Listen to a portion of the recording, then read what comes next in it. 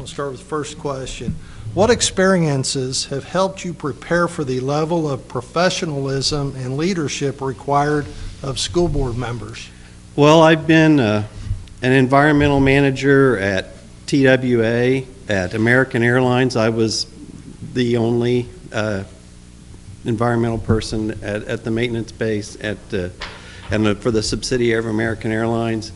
At Kiewit, I work as a project manager on the water treatment systems. I worked, and at KCP&L, I was the environmental manager at Hawthorne Power Plant for 10 years. All those I've been associated with professional organizations. I was the chairman of the Air and Waste Management organization here in town. I've been in the environmental community since '85 and led various community boards and on my HOA.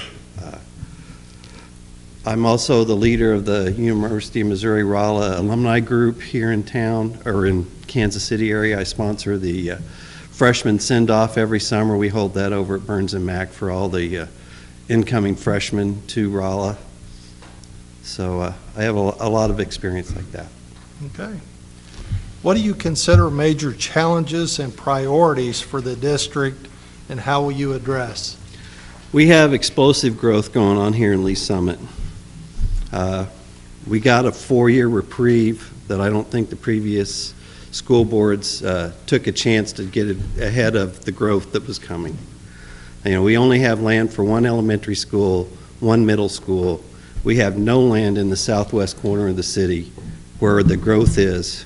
We've got to get with developers, either get a deed fee on new homes and new construction, get some kind of set aside. I mean, David Gale did give the land for Longview Farms, but that was under duress because he was in financial trouble. And otherwise, we need to get ahead of that. We need to work with the city to get that into planning and zoning so that when a developer comes in, there is X acres per house or something per house set aside for new school construction.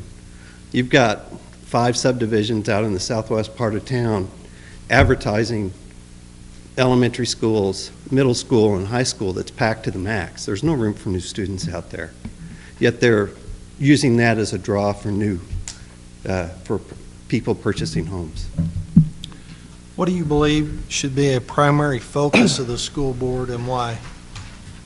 The board is a directorship, much like a board of directors of a corporation. Should give direction to the administration, provide resources, work with the state to get those resources to change the rules, the laws of the state, or to work within the laws of the state to expand the ability of the school to provide education to its students. How does our district maintain and continue to improve its services and reputation? Communication. I think the CFMP program was an outstanding program. I think we should be doing that quarterly going forward.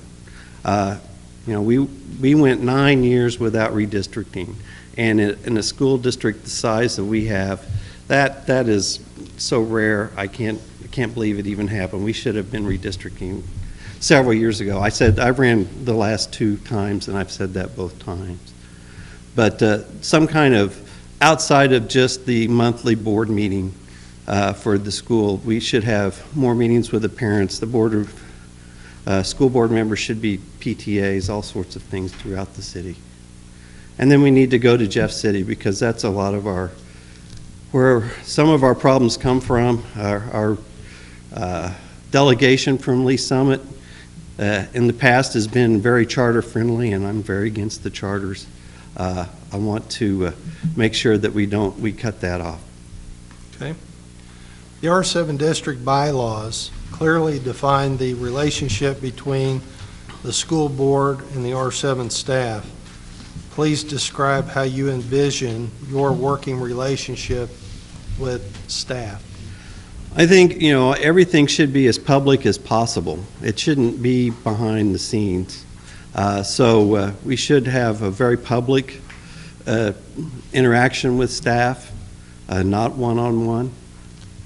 And I think, you know, we shouldn't be picking and choosing. That's part of the problem with the KC Mo School Board is it's a nepotism program. It's a jobs program in the administration. So we should stay out of the hiring and firing and get just being given direction. Okay. Please summarize your qualifications and level of financial expertise appropriate to govern a $300 million school district. I run part of teams that build billion-dollar projects. The water treatment systems at a power plant will be anywhere from $30 to $50 million of that $1 billion. I spec the equipment. I oversee the quality review for the purchasing departments to purchase the equipment. I do the warranty follow-up. I do the startup. Kiewit prides itself on knowing the market, knowing the cost of labor, knowing how much it costs to run a foot of pipe. So one of the things I would like to get into is what does the incremental cost of adding a student to the school district cost? What's the cost from kindergarten through high school for a student to bring that kind of cost foundation in? Okay. What is your approach to conflict resolution among board members, and describe a time in which your mind was changed regarding an important issue? Conflict resolution, I try to be data-driven, and I try to leave emotion out of the equation whenever possible, and try to convince based on data. And if you show me the data, then I will change my mind. A piece of equipment or a process or number of people to work on a project. Okay. With respect to LSR-7, please explain your understanding of other community resources in Lee Summit and how we best leverage. Groups like Prodeo that have the after-school programs for disadvantaged kids that may or may not fit into other qualified programs. The Summit Tech and our work with CMSU Robotics. We work with all sorts of engineering firms across the city and the country and the robotics teams. Okay. Define equity as it applies to our school district. Equity should be all students should get the resources appropriate for their advancement. Our drive should be all students should be able to achieve their maximum potential, and we should figure out how we can do that. And equity is getting people what they need to do their job. Okay. In your opinion, what inequities, if any, exist within our district? I think the most glaring one is we have a roughly 27% minority students, and we have 5% minority staff. And for years and years, we've been saying we're going to hire more minority teachers. We got to figure out why we're not attracting, finding, going to where the minority teachers are to increase that. That needs to come up. How would you address that? First, I'd look and see what colleges we're recruiting at and see if we can go to other colleges, historically black colleges, other minority colleges, and find those teachers. If we could have a bunch of Tim Cunninghams like at Cedar Creek, we'd be, that would help our performance gap tremendously in the elementary school. Okay. Recent data provided by our school district shows that free and reduced lunch students are underperforming in math, science, and other categories. The data goes on to break down this group into ethnic subsets such as African American, Hispanic, Caucasian, and Asian. How do you interpret this data, and how do you propose LSR-7 board address it? I think we ought to look at more individualized schedule. I know that the hiring kids in the summer, they have dance, that's what my daughter did, or soccer or baseball, but there's a lot of kids sitting at home. Maybe we expand the summer programs, expand the after-school programs to help those more disadvantaged students. Some students may not want a longer day, but other students that are just sitting at home, that might provide good use of our facilities, good use of time, good use of providing them with extra advances. Instead of a school-wide, year-round, maybe for special students, we have year-round opportunities.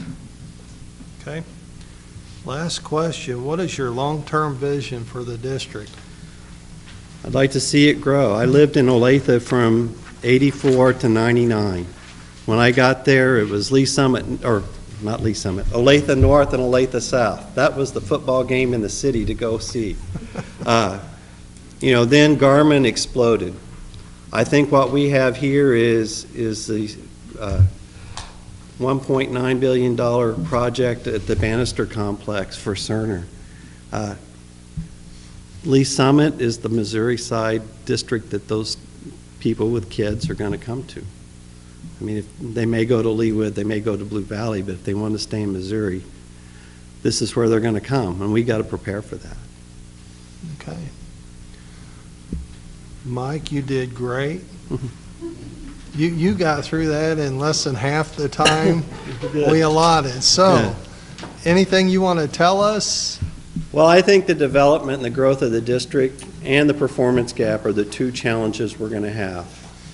As we saw with the most recent redistricting, parents were surprised. I don't know why they should have been, but at that, and I don't see it stopping. And I think we've gotten all out of the facilities we can now with this most recent redistricting. We're going to have to add facilities.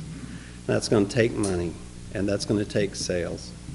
And we've also got to get with new development. I was disappointed to hear that when the LSR program was proposed, that the city kind of took the opinion it was up to the school district to find the land and take care of the students that they would add. It's both the city and the school district. We overlap. We've got to work with the city, with city planning. We've got to get with those new developers to tell them, you can't advertise schools that are full and expect, us just to take care of them. We've got to, the cost of a house has to include the cost of the new seat at a school somewhere.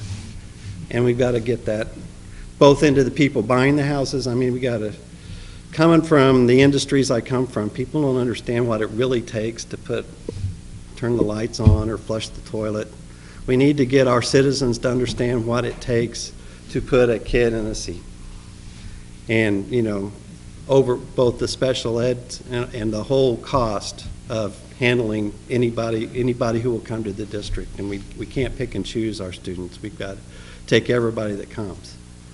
So making people understand that cost is the educational part that the board needs to get out of. And that's why I would have frequent meetings talking about, here's how many new students we have, here's what it costs, here's what the teacher costs.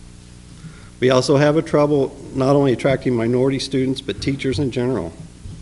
If you're good at math and science, you come to Keywood or Burns and Mac or HNTB, any of the engineering firms in town, you're going to start at about $80,000. That's what we pay our new engineers. So that's what we're competing with for those teachers. And it's not a second job anymore. We've got to compete for those top flight students coming out of school. Okay. Anything else?